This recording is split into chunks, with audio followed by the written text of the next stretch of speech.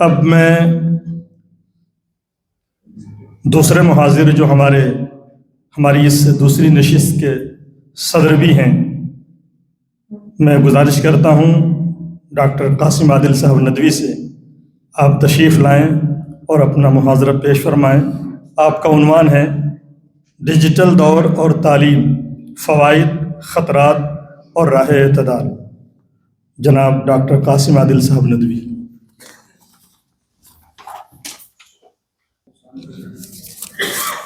السلام علیکم ورحمۃ اللہ وبرکاتہ۔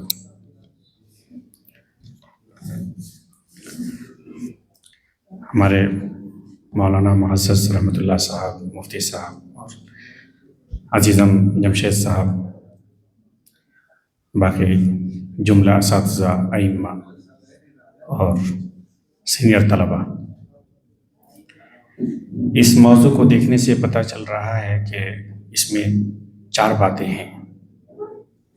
چونکہ یہ ایک پریزنٹیشن ہے، محاضرہ ہے، ٹریننگ کیمپ ہے، تو میری بات بھی تقریباً اسی طرح ہوگی انشاءاللہ،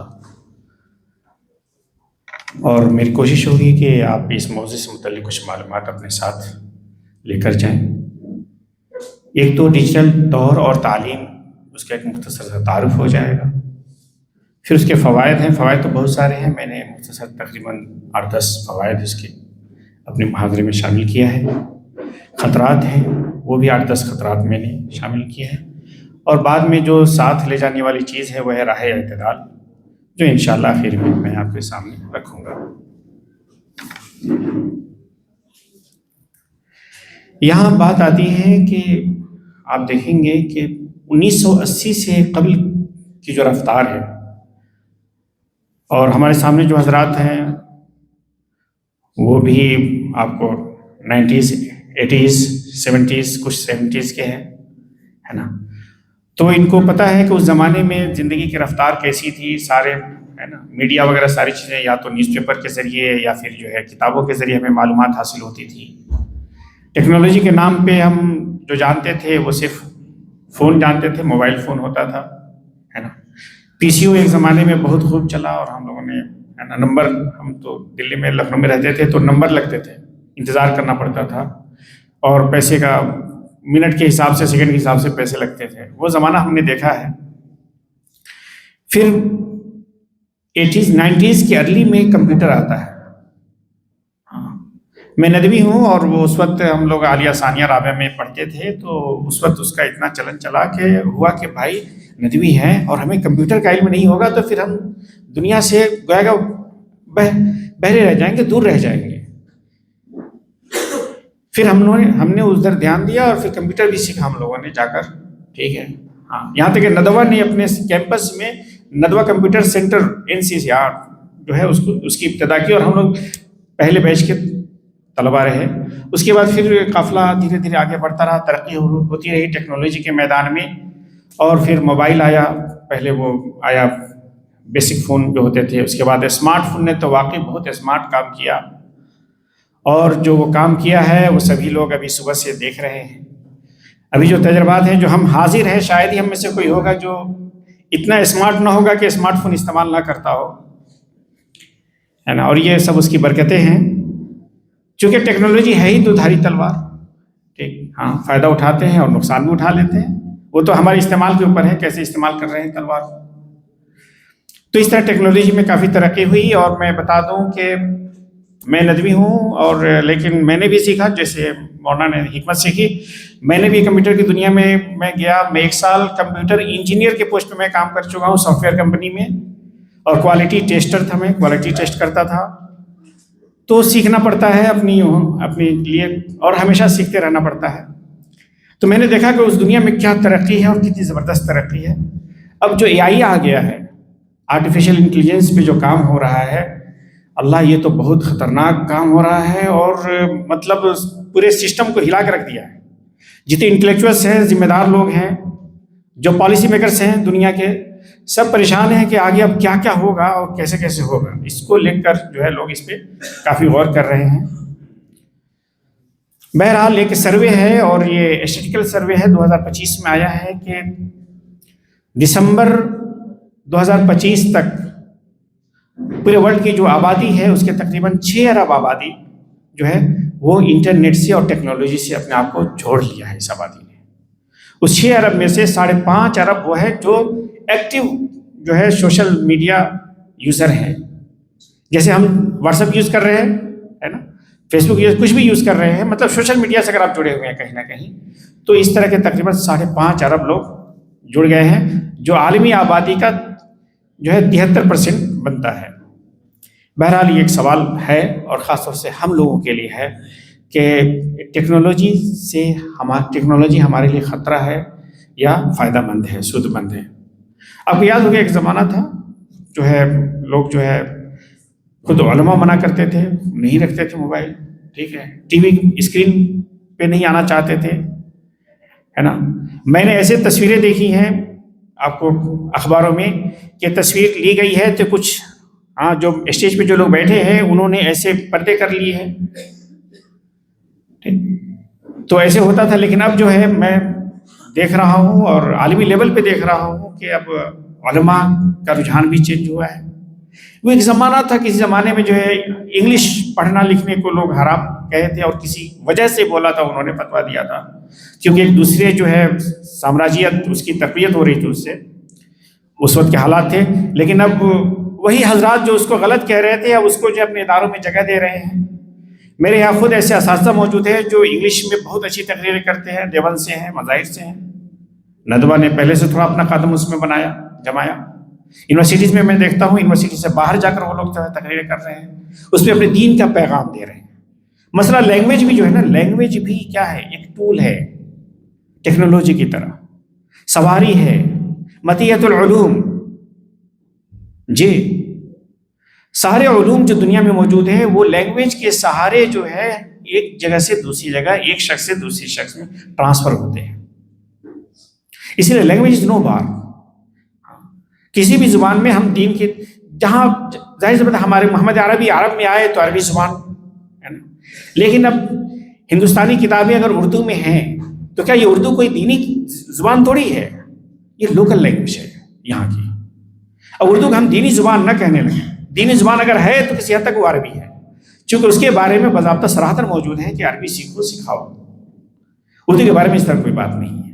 لیکن ہم نے کیا کیا, اپنی ساری کتابیں آخر ہمارے اسلاف نے, ہمارے اساتذہ نے اردو میں لکھی ہیں اور ہم اس کو پڑھتے ہیں. اپنے بچوں کی تلقین کرتے ہیں کہ اپنے بچوں کو بھی اردو پڑھائیں, کیونکہ ہمارے علوم جو ہے, دینی علوم جو ہے اردو میں محفوظ ہو رہے ہیں. تو بہرحال اب جو ہے بہت بڑا ایک چیلنج جو لوگوں کے سامنے ہے کہ بھائی ٹیکنالوجی میں اتنی ترقی ہو رہی ہے, اساتذہ کا کیا ہوگا. روبوٹس, ابھی کیرلا میں ایک آیا ہے کہ کیرلا میں جو ہے باضابطہ روبوٹس کے ذریعے تعلیم دی جا رہی ہے بچوں کو, ہے نا, اس کے فیڈ بیک لی جا رہی ہے. مطلب وہ ابھی پروجیکٹ جو ہے پائلٹ پروجیکٹ کے طور پہ استعمال کیا جا رہا ہے.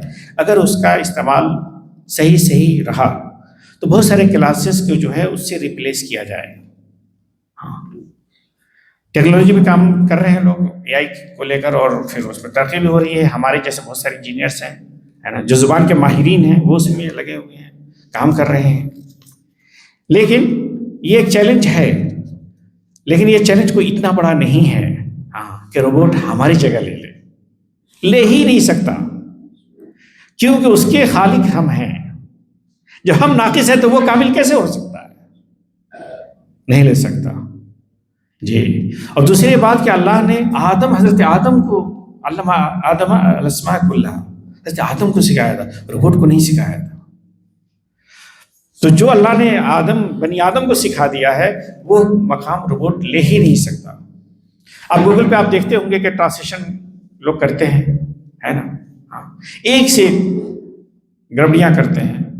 جی, ہم نے عرب میں دیکھا, ابھی اللہ کا کرم ہے آپ لوگ تو وہاں سے حج پہ جانا ہوا, عرب میں دیکھا دکانوں پہ ایسے غلط ترجمہ کر رکھے تھے, جیسے انگلش بھی اور عربی بھی دونوں لکھے ہوئے ہیں, ہے نا. ہاں, انہوں نے سوچا کہ پیسے بچا لیتے ہیں, ٹھیک ہے, گوگل سے لے لیتے ہیں اور پرنٹ کر کے لگا دیتے ہیں, کیونکہ ایکسپرٹ کو دے دے تو پیسے لیتا. معلوم ہوا کہ کچھ گڑبڑ کس کا کچھ, ہاں, یہ سب کر رکھے تھے.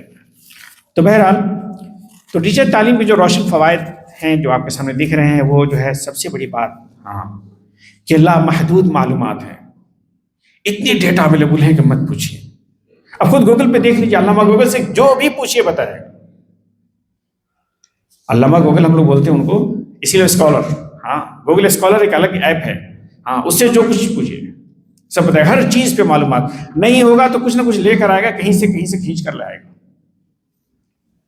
دوسری بات کہ سیلف بیسڈ لرننگ, یہ ایک نیا طریقہ ہے.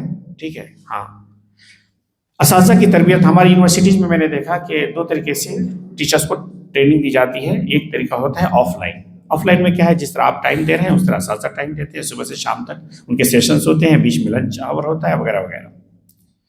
لیکن اس میں کیا ہے کہ اسکول سے آپ کو یونیورسٹی سے چھٹی لینی پڑے گی اور وہاں جانا پڑے گا, تو وہاں رہنے کا ہے نا, اور اساتذہ کا وغیرہ وغیرہ بہت ساری چیزیں جو ہے سب سامنے ہوتی ہیں, اس کے خرچ ہوتے ہیں. اب کیا سیلف بیسڈ لرننگ کے تھرو ان کو جو ہے ٹریننگ دی جاتی ہے. اس میں کیا ہے کہ آپ رجسٹریشن کرا لیجیے, آپ اپنے کلاس بھی کر رہے ہیں ہے نا, ٹیچنگ بھی کر رہے ہیں, بچوں کا نقصان بھی نہیں ہو رہا, اور ساتھ میں اپنے وقت اور ٹائم کے حساب سے, اپنی سہولت کے حساب سے وہ لیکچرز جو ہے ڈیلی کا ڈیلی آپ وہاں سن سکتے ہیں. اس طرح آپ سیکھ سکتے ہیں. حج میں مجھے عزیزیہ میں ایک صاحب ملے, JNU کے تھے وہ. انہوں نے کہا کہ قاسم صاحب میں تو ایک لینگویج سیکھا تھا JNU میں, لیکن 4 لینگویجز میں نے آن لائن سیکھے ہیں. 4 فورن لینگویجز جی آن لائن سیکھ رہے ہیں, کیونکہ میں چاہ رہا ہوں کہ کم سے کم 6 لینگویج مجھے آئے اور میں ڈائریکٹ UN کا جو ہے ٹرانسلیٹر بن جاؤں. کیونکہ UN میں جو یونائٹیڈ نیشنز اقوام متحدہ, اس میں 6 آفیشیل لینگویجز ہیں. تو اس طرح ہمارا ایک مسلم بندہ ہے نا, وہ اس لیول پہ سوچ رہا ہے, اس کی اپنی تیاری کر رہا ہے. اور کہاں سے سیکھ رہا ہے؟ آن لائن سیکھ رہا ہے.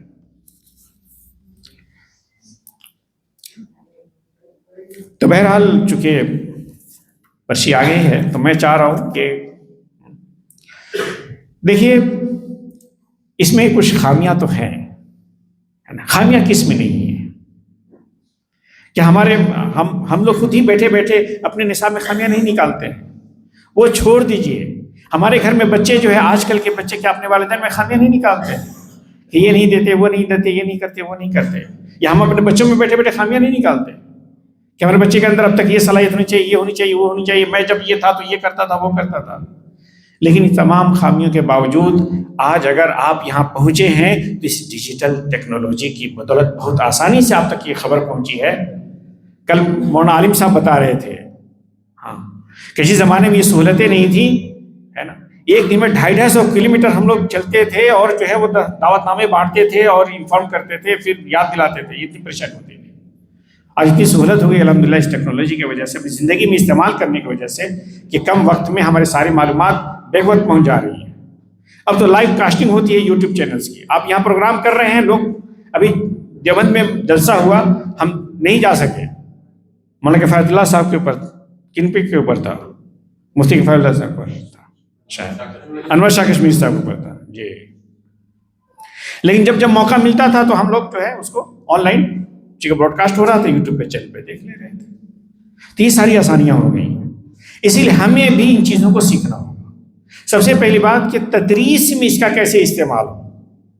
ہاں ماشاء اللہ ابھی بات چل رہی تھی پریکٹیکل لائف کے, ہمارے نواب صاحب ماشاء اللہ پریکٹیکلی وہ جو ہے ہاں کہ تدریس میں سوشل میڈیا کا اور چینلز کا, اس ٹیکنالوجی کا کیسے استعمال ہو. تو ہمیں بھی کرنا ہے. دیکھیے جو چیزیں ہمیں دکھتی ہیں, ایک ہے سننا, ایک ہے سننے کے ساتھ دیکھنا ہے نا, اس میں ہمارے اندر جو ہے ریٹیننگ کی صلاحیت, حفظ کی صلاحیت, محفوظ کرنے کی صلاحیت بڑھ جاتی ہے.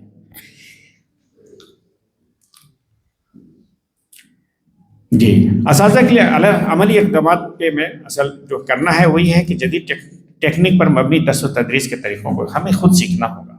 بنا سیکھے ہم کیسے سکھا سکتے ہیں ہے نا. متعلم پھر معلم, تو پہلے سیکھنا ہوگا. دوسری بات کہ سمیع و بصری جو تعلیمی مواد ہے اسے ہمیں اپنے بچوں کی ضرورت کے حساب سے اسے تخلیق کرنا ہوگا, بنانا ہوگا. خود ہم لوگ بناتے ہیں.